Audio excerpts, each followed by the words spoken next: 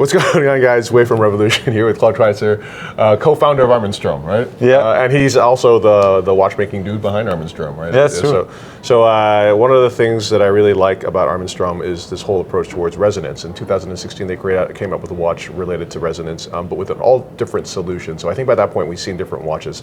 Well, I guess we'd seen many different watches with multiple oscillators. So there were, watches such as Philippe Dufour's Duality or Max Buser's watch that had two oscillators, but those had, results being averaged through a differential. But resonance is something else altogether. It happens when your two oscillators are actually totally in sync with one another. Exactly, yeah. So of course we have Francois Paul Journe's watch that has a resonance, and that is done through having the balance wheels as close to each other as possible. So the proximity and I guess the air, as you were saying, actually compels them to be together. But his solution was altogether different. And when I look at it, it's a visually stunning solution, which is also a truly innovative one. So why don't you walk us through that solution a little bit and how you came about creating this all new resonance watch? Yeah, thank you. So my approach in resonance is a bit inspired by if we go back to the history in resonance, there was one clockmaker, famous clockmaker, Henri Janvier, who achieved a proper resonance wall clock.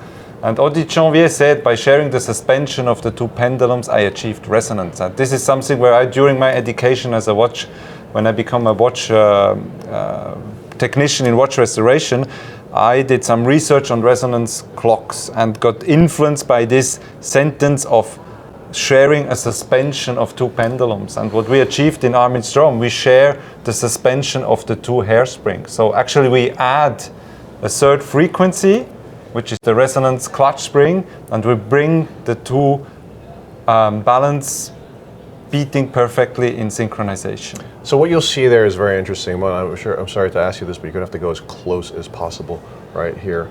So you've got two oscillators beating, and each one has its own frequency. Right? Each one has its own frequency, and thanks to the resonance clutch spring, they synchronize. So the synchronization happens because both of the hairsprings of these balance wheels are connected together through this really cool framework, almost like a spring. Well, it is a spring. It is a spring, yeah.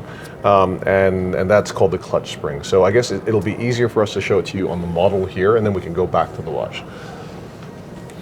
Claude, if you could just... So in general, we have, in a resonance watch, we always have two movements. That means we have two going barrels, which do drive their own gear train, their own escapement, and their own balance wheels. Right. And what we did, we added a resonance clutch spring, a suspension between the two hairsprings, which brings them to beat naturally in resonance. That's cool, man.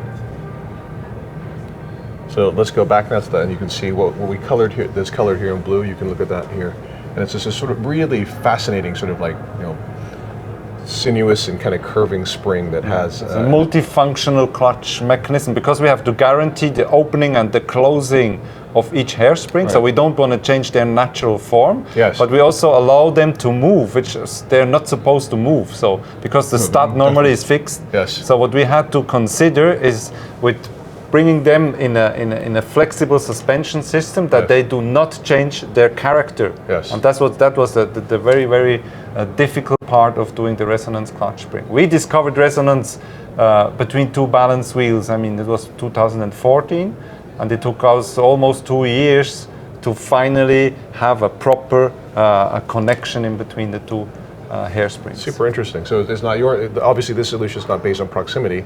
It's based on the hairsprings entering into resonance together by being connected through this clutch spring, which I find absolutely fascinating.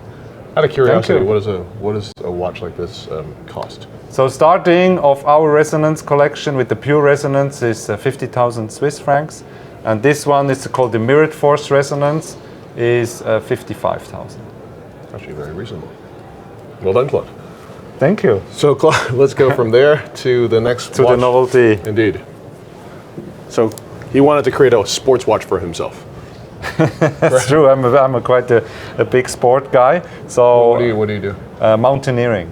Wow. Windsurfing and mountaineering. Yes, that's actually really I live in this Bernese Alps, and so mountains is my backyard. Right. So I love climbing, skiing, all kind of. As long as it's steep and ropes and crampons, it's fun to do. Wow. I was going to ask you how you stay in such good shape, but spending hours and hours walking climbing up, and down mountains. Yes, exactly. Exactly. Right. So our new sports watch is called the Orbit. The Orbit is a sports watch with a ceramic bezel, and we did a new function. We created a new function on the ceramic bezel. We actually added a date function to the ceramic bezel, a date function which is driven by a column wheel. So actually what you can do, it's a date on demand. So you press once, the hand jumps on its date. You press a second time, and the hand goes back to 60. So it's an on-off function combined with a retrograde date. So we have from the 1st to the 31st, we have like a classic retrograde date.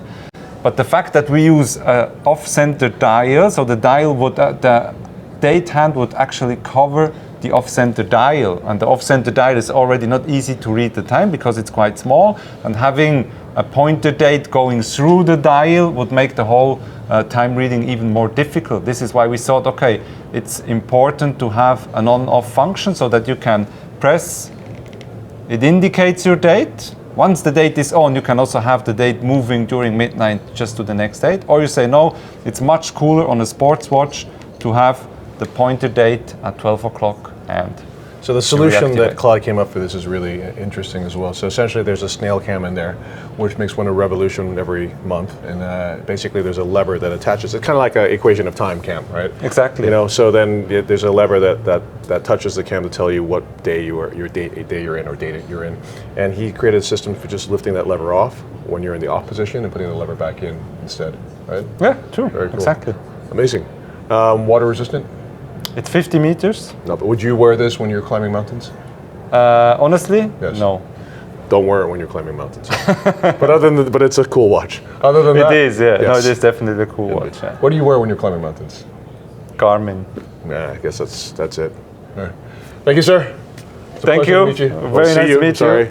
And guys, stay tuned for more watch goodness here on Watches and Wonders. Thank you very much.